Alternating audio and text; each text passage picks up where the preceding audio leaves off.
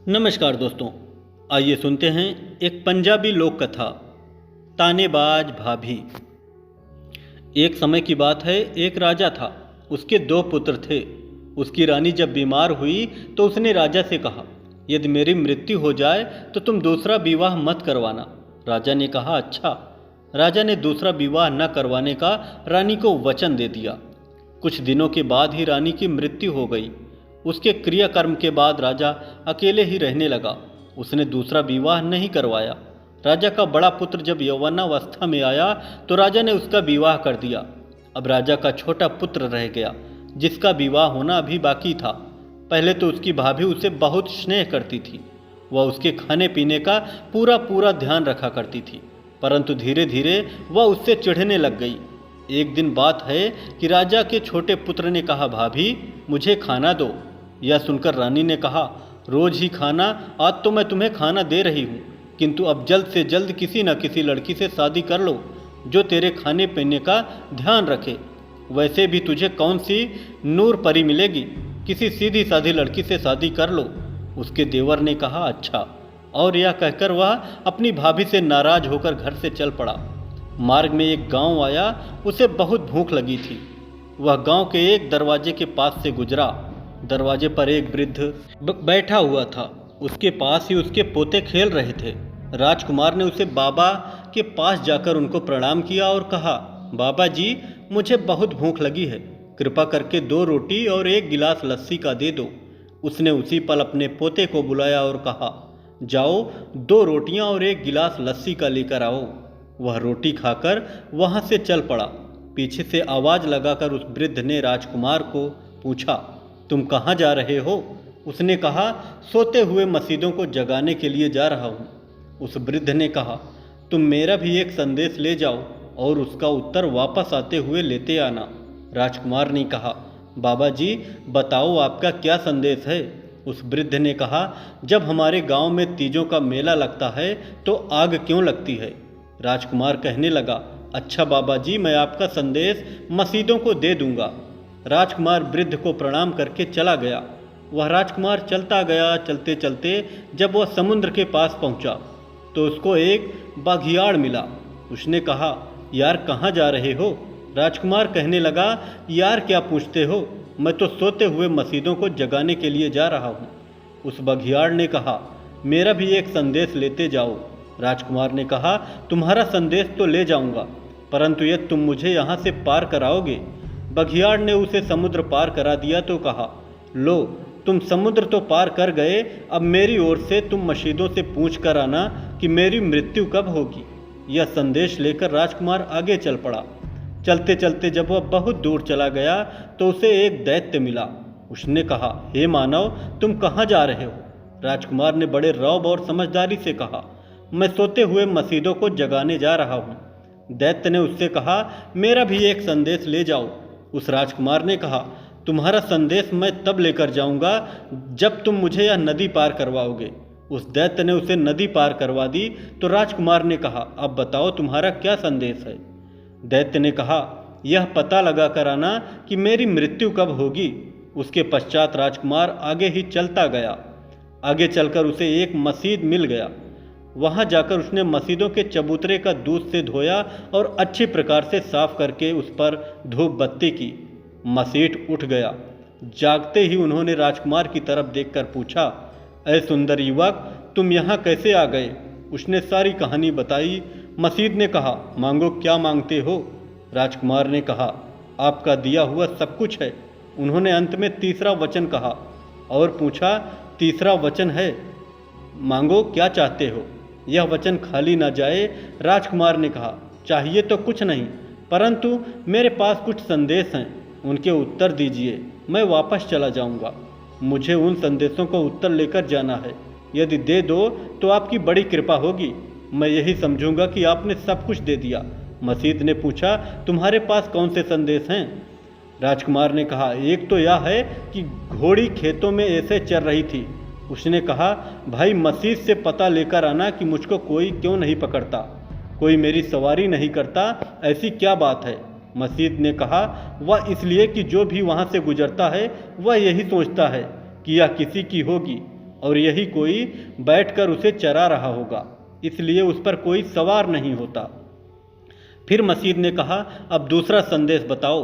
राजकुमार ने कहा, मुझे एक दैत्य मिला, वह पूछता था कि उसकी मृत्यु कब होगी। यह सुनकर मसीद ने उत्तर दिया, उसकी मृत्यु तब होगी जब उसका धन, जो कि एक बरोटे के वृक्ष के नीचे दबा हुआ है, उसमें से आधा वह किसी और को दे देगा, नहीं तो वह उसी प्रकार तड़पता और दुखी रहेगा। फिर राजकुमार ने तीसरा संदेश बताया और पूछा कि उसको एक बघियाड़ मिला था, वह पूछता था उसकी मृत्यु कब होगी। मसीद ने बड़े प्यार से कहा, तुम तो सभी मृत्यु के बारे में ही पूछ रहे हो। फिर राजकुमार ने कहा, जी मुझे तो यही संदेश दिए हैं। मसीद ने कहा, सुनो, यह बघियाड़ पहले एक ब्राह्मण हुआ करता था। वह बड़ा होनहार, दयालु और महापुरुष था, परंतु वह किसी को अपनी विद्या नहीं देता था। अब यदि वह किसी को अपनी आधी विद्या दे दे तो उसकी मृत्यु होगी और वह इस संसार रूपी जंजाल से सदा के लिए मुक्त हो जाएगा। मसीद ने फिर राजकुमार को कहा, और बताओ, यदि कोई संदेश हो तो वह भी पूछो। राजकुमार ने कहा, महाराज, एक संदेश और भी है। वह यह कि एक गांव में मुझे एक वृद्ध मिला था। उसने मुझे रोटी और लस्सी का एक गिलास भी दिया था ताकि मैं अपने पेट की अग्नि शांत कर सकूं। वह कहता है कि जब गांव में तीज का त्यौहार आता है, उस अवसर पर एक बड़ा भारी मेला लगता है, तो उस गांव में उसी समय आग क्यों लगती है। फिर मसीद ने कहा, ब्राह्मण की एक कुंवारी कन्या उस गांव में है। जब वह तीज लगती है तब लड़कियों नए वस्त्र और आभूषण पहनकर जाती हैं। वह भी कहती है कि यदि मेरे भी माता पिता या कोई भाई होता तो मैं इसी प्रकार वस्त्र और आभूषण पहनकर तीज के मेले में जाती। यह बात वह आह भरकर मन ही मन सोचती है। जब वह आह लेती है तब वहाँ आग लग जाती है। फिर राजकुमार ने पूछा, बस यह 4 ही संदेश थे जो मैंने आपको बताए, और आपने उनका भी उपाय बता दिया। अब मुझे जाने की आज्ञा है। मसीद ने आशीर्वाद दिया और कहा, जाओ, अब जाकर अपने घर में बसो। राजकुमार मसीद को प्रणाम करके वापस चल पड़ा। जब वह आगे आया तो उसने देखा कि घोड़ी उसी प्रकार चल रही थी। उसको उसने पूछा, हे भाई, क्या आप मेरा संदेश लाए। राजकुमार ने कहा, हाँ, मैं ले आया। घोड़ी ने पूछा, बताओ, आप क्या उत्तर लेकर आए हो। राजकुमार ने कहा, तुम इसलिए चढ़ती फिरती हो कि तुम्हारा दाना ही यहाँ का था, और तुम्हें कोई इसलिए नहीं पकड़ता क्योंकि शायद तुम किसी की होगी, और प्रत्येक यहाँ से गुजरने वाला यही सोचता है कि वृक्ष के नीचे बैठा कोई तुम्हारी रखवाली कर रहा होगा, इसलिए तुम पर कोई सवारी भी नहीं करता। यह सुनकर घोड़ी ने कहा, फिर भाई तुम ही सवार हो जाओ, और तो किसी ने सवार होना नहीं। राजकुमार यह सुनकर शीघ्रता से घोड़ी की पीठ पर बैठ गया और धीरे से इशारा करके कहा, चलो, मेरी मंजिल भी इधर ही है, इसलिए उधर को ही चलो। राजकुमार घोड़ी पर चढ़कर उत्तर की ओर जा रहा था। उसको दैत्य मिल गया और पूछने लगा, क्यों भाई, मेरा संदेश को उत्तर ले आए। यह सुनकर राजकुमार ने कहा, हाँ भाई, मैं आपके संदेश का उत्तर ले आया हूँ। दैत्य ने पूछा, क्या, जल्दी बताओ। राजकुमार ने कहा, आपके बरोटे में वृक्ष के नीचे जो धन दबा हुआ है, यदि आप उसमें से आधा धन किसी और को दे दो तो आपकी मृत्यु हो जाएगी। इस बार आपको इस संसार के जंजाल में नहीं पड़ेगा, बल्कि सदा के लिए मुक्ति मिल जाएगी। दैत्य ने कहा, जो आधा धन किसी और को दूंगा वह आप ही मुझसे ले जाओ। राजकुमार ने उसी पल दैत्य से आधा धन ले लिया और अपना रथ भर लिया। दैत्य ने कहा, भाई, मैंने तो अभी मर जाना है, यदि आपको और धन की अभी आवश्यकता पड़े तो यहाँ से ले लेना। जब राजकुमार अपना रथ लेकर चल पड़ा तो उस दैत्य की मृत्यु हो गई। इसी प्रकार धीरे धीरे आगे चलते हुए उस गांव वाला वृद्ध मिल गया। अब वहाँ उसे राजकुमार को फिर से भूख लगने लगी। उस वृद्ध के पास पहले की तरह उसे पोते खेल रहे थे। उसने घोड़ी से उतरकर उससे कहा, बाबा, मुझे 2 रोटी और 1 गिलास लस्सी का दे दो। बाबा ने अपने पोते से कहा, जाओ, इसको 1 लस्सी का गिलास और 2 रोटियां लाकर दे दो। जब वे रोटी लेने चले गए तो उस वृद्ध ने राजकुमार से पूछा, क्यों भाई, मेरा संदेश का कोई उत्तर लाए अथवा नहीं। राजकुमार ने कहा, आपके गांव में ब्राह्मणों की एक कुमारी कन्या रहती है जिसका विवाह नहीं होता। जब तीज का मेला लगता है तो सभी लड़कियां सुंदर वस्त्र और आभूषण पहनकर मेला देखने के लिए जाती हैं। वह आह भरती है कि यदि किसी भी कोई माता पिता या भाई ही होता तो वह भी अच्छे से वस्त्र और आभूषण पहनकर मेला देखने जा पाती। बस जब वह आह भरती है तो उसकी आवाज़ दरगाह तक जाती है और आग लग जाती है। वृद्ध ने कहा, और तो किसी ने उससे विवाह करना नहीं, तुम ही उससे विवाह कर लो।